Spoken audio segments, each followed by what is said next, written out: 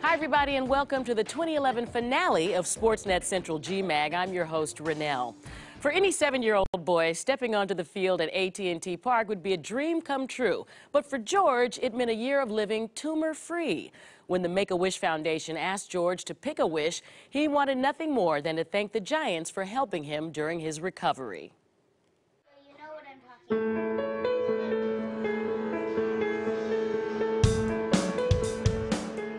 Who was your favorite players growing up? Did they ever eat in the game? I wonder if that's heavy. Where are you from? To say George is curious is an understatement.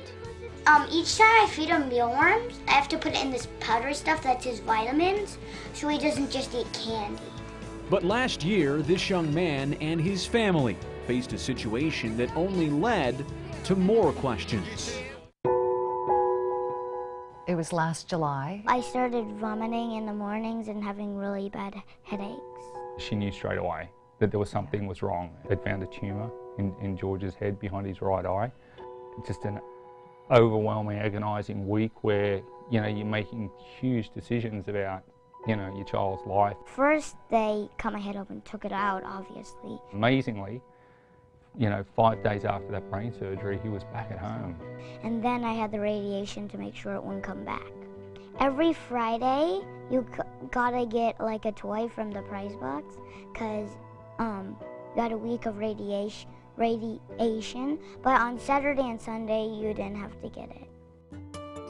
It was not just toys that kept George's spirits up during radiation treatments. We looked forward to those Giants playoffs, and his friends, and particularly Thomas, made that such a big part of, his focus. I sent him a jersey, and I showed him a lot of my baseball cards, and then I sort of got him to be a Giants fan. Before we went into the Giants stadium, I would ask my parents if I could go into the dugout store and get something for him. George last year got such amazing support from his friends, the school community, and our family. George felt like he wasn't going through it on his own. We subsequently went on to do radiation therapy in Boston, right when the Giants were really hitting their stride. George's gone through a really tough time, and it was just a positive thing that we all look forward to watching every day, and it really helped him get through it all.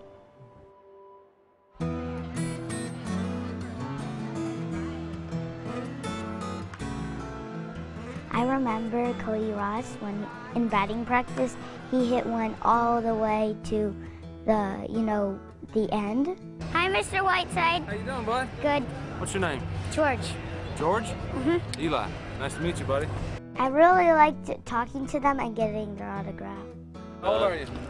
6. 6. I mean, sorry, 7. 7? I knew that he was definitely gobsmacked because the first 2 questions were, have you ever been to a baseball game? And he said no, and he'd been to one 2 days before. And then the second question was, how old were you? And he said 6, and he was 7. So he was certainly tongue-tied.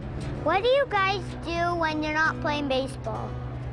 We're not playing baseball? Mm-hmm. I hunt. He hunts. I play golf. That was really good of those guys, and George just thought they were like superheroes. Oh, hey, buddy. Bye. You can only kind of live in today, and that's been the big learning curve for us, is that, look, there's no tomorrow, no guarantee of tomorrow. It doesn't mean that you don't plan for tomorrow, but you definitely live for today. Yeah, and it's just live in the moment. Live in the moment.